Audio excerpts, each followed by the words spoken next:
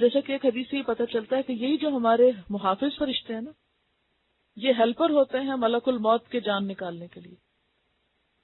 روز آتے ہیں جاتے ہیں، آتے ہیں جاتے ہیں، اور ایک دن ایسا ہوتا ہے کہ جب انہی کو جان لینی ہوتی ہے.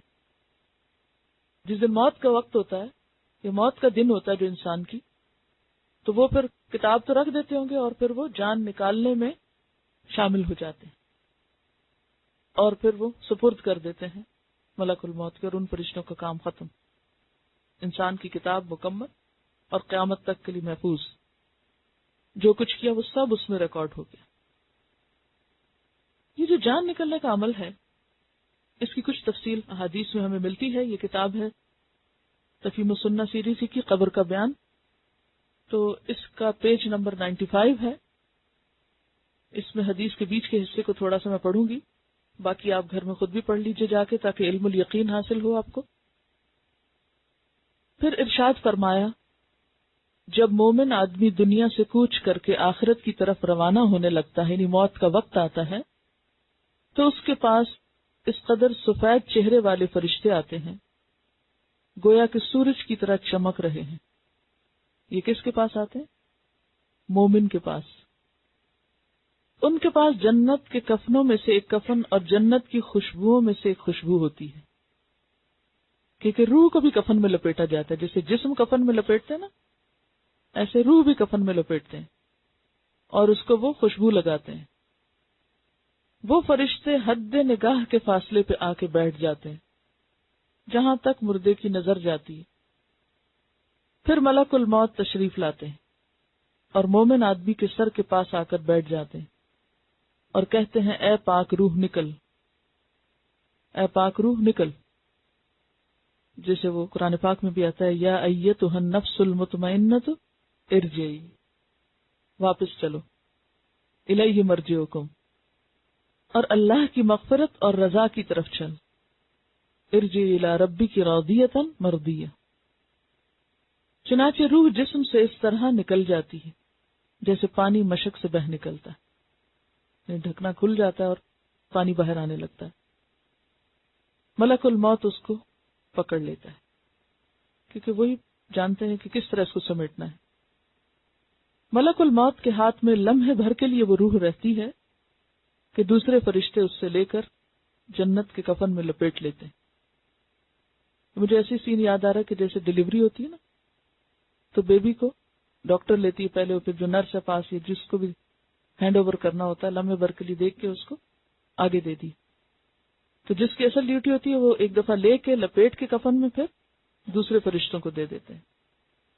وہ فوراً اس کو جنت کے کفن میں لپیٹتے ہیں، جنت کی خوشبو سے معطر کر دیتے ہیں.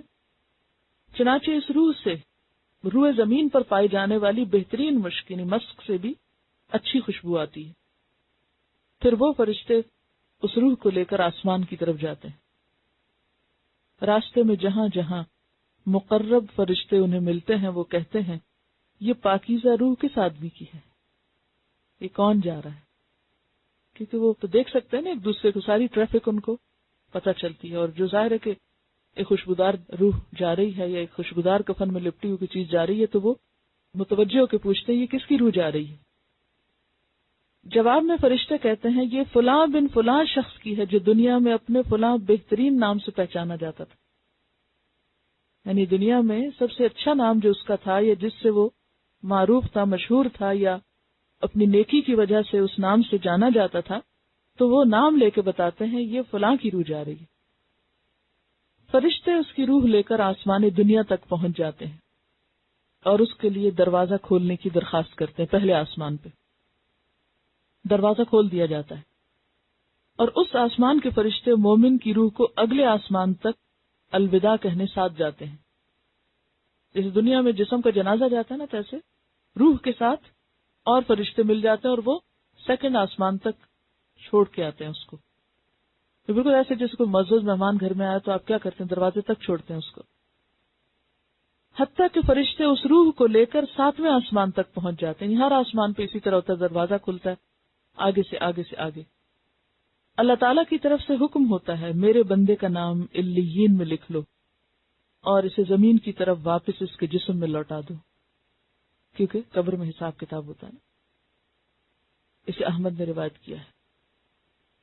پھر اسی طرح ایک اور حدیث کا کچھ حصہ حضرت ابو ہریرہ سے روایت ہے کہ رسول اکرم صلی اللہ علیہ وسلم نے فرمایا، یہ حدیث پیج 99 پہ ہے، فرشتے روح قبض کرنے کے لیے جب مرنے والے کے پاس آتے ہیں تو نیک اور صالح ہونے کی صورت میں فرشتے کہتے ہیں، اے پاک روح، تو پاک جسم میں تھی، یعنی اس سے پاکیزگی کی کتنی اہمیت پتہ چلتی ہے۔ اے پاک روح، تو پاک جسم میں تھی، یعنی صاف ستھرے جسم میں تھی، اب تو جسم سے نکلا، تو تعریف کے لائق ہے، یعنی تو قابل تعریف ہے، اللہ کی رحمت سے خوش ہو جا، تیرے لیے جنت کی نعمتیں ہیں، تیرا رب تجھ سے راضی ہے۔ فرشتے مرنے والے کو مسلسل ایسے ہی کہتے رہتے ہیں یہاں تک کہ روح جسم سے نکل آتی ہے۔ جیسے بچہ پیدا ہو رہا تھا نا تو ڈاکٹر تسلی دیتے رہتے ہیں، اب بس تھوڑی دیر رہ گئی، اب تو اس طرح فرشتے بھی جب تک روح نکل نہیں جاتی، کیونکہ روح نکلنے میں ٹائم لگتا ہے نا، تو اس وقت تک اسے کہتے رہتے ہیں کہ اللہ تعالیٰ تجھ سے راضی ہے۔ اس وقت بندہ خوش ہوتا ہے اور اللہ سے ملنے کی اس کو تڑپ لگ جاتی ہے کہ میں کب اپنے رب کو دیکھوں گا، اور جس کا حال اس وقت خراب ہوتا ہے اس وقت وہ کہتا ہے کہ اب کاش میں اپنے رب کو نہ دیکھوں۔ پھر کیا ہوتا ہے، تو اسے فرشتے لے کر آسمان کی طرف چڑھتے ہیں، آسمان کے دروازے اس کے لیے کھولے جاتے ہیں، پوچھا جاتا ہے یہ کون ہے، فرشتے جواب دیتے ہیں یہ فلاں آدمی ہے۔ جواب میں کہا جاتا ہے اس پاک روح کے لیے خوش آمدید ہے، یہ پاک جسم میں تھی۔ ابھی اس حدیث میں بار بار پاک جسم کی بات ہو رہی، تو جسم کو ظاہری باطنی نجاستوں سے پاک رکھنا بے حد ضروری ہے۔ دل کو برے خیالات سے اور دوسروں کے لیے حسد اور بدگمانی اور نفرت، ان چیزوں سے پاک کرنا، اور جسم کو ہر طرح کی ظاہری نجاستوں سے پاک رکھنا، طہارت کا صحیح انتظام کرنا، استنجا وغیرہ، وضو، دانتوں کو صاف کرنا، یعنی ناک کو، ہر چیز کو، یہ ایمان کا حصہ ہے اور دین کی پہچان ہے۔ یعنی ہمارا دین جو ہے وہ طہارت والا دین ہے، پاکیزگی والا دین ہے، اس میں صرف ظاہری خوبصورتی کی کوئی اہمیت نہیں جب تک کہ انسان کے جسم کے اندرونی حصے بھی صاف نہ ہوں۔ بعض لوگ ظاہری صفائی کا تو بہت خیال کرتے ہیں، لیکن اپنے زائد ضرورت بالوں کی صفائی یا اور جسم کے اندر جو پائی جانے والی چھپے حصوں میں میل کچیل ہے ان کو دھونے صاف کرنے کی اہمیت کو نہیں جانتے یا توجہ نہیں کرتے۔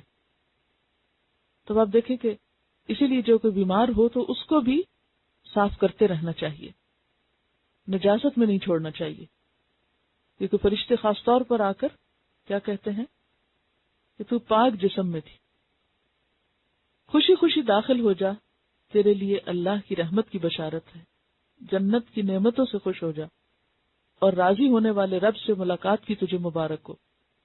ہر آسمان کے دروازے سے گزرتے ہوئے اسے مسلسل یہی خوشخبریاں دی جاتی ہیں، یعنی جہاں جہاں سے گزرتی ہر ایک یہی اس کے بارے میں گواہی دے رہا ہوتا ہے، حتیٰ کہ وہ روح عرش تک پہنچ جاتی ہے۔ مرنے والا اگر برا آدمی ہو تو فرشتے کہتے ہیں اے خبیث روح نکل، تو خبیث جسم میں تھی، نکل اس جسم سے ذلیل ہو کر، اور بشارت ہو تجھے کھولتے پانی کی، پیپ اور دوسرے عذابوں کی۔ فرشتے روح نکلنے تک مسلسل یہی کہتے رہتے ہیں، پھر اسے لے کر آسمان کی طرف جاتے ہیں۔ آسمان کا دروازہ اس کے لیے نہیں کھولا جاتا، آسمان کے فرشتے پوچھتے ہیں یہ کون ہے، جواب میں کہا جاتا ہے یہ فلاں شخص ہے۔ آسمان کے فرشتے کہتے ہیں اس خبیث روح کے لیے جو خبیث جسم میں تھی کوئی خوش آمدید نہیں، اسے ذلیل کر کے واپس بھیجو۔ آسمان کے دروازے ایسی خبیث روح کے لیے نہیں کھولے جاتے، چنانچہ فرشتے اسے آسمان سے نیچے پھینکتے ہیں اور وہ قبر میں لوٹ آتی۔ اسے ابن ماجہ نے روایت کیا ہے۔ پھر اسی طرح ایک اور روایت سے پتہ چلتا ہے کہ مومن آدمی کی روح آسمان پر پہنچنے سے پہلے ہی آسمان کے فرشتے اس کے لیے رحمت کی دعا کرنے لگتے ہیں، یعنی فرشتے خوشخبری بھی دیتے ہیں، دعائیں بھی کرتے ہیں اور اس کی آمد پر خوش بھی ہوتے ہیں۔ صحیح مسلم کی روایت میں آتا ہے کہ نبی صلی اللہ علیہ وسلم نے کافر کی روح کی بو کا جب ذکر کیا تو اپنی چادر کا دامن اس طرح اپنی ناک پہ رکھ لیا، یعنی کہ یہ حسی معنوں میں خوشبو اور بو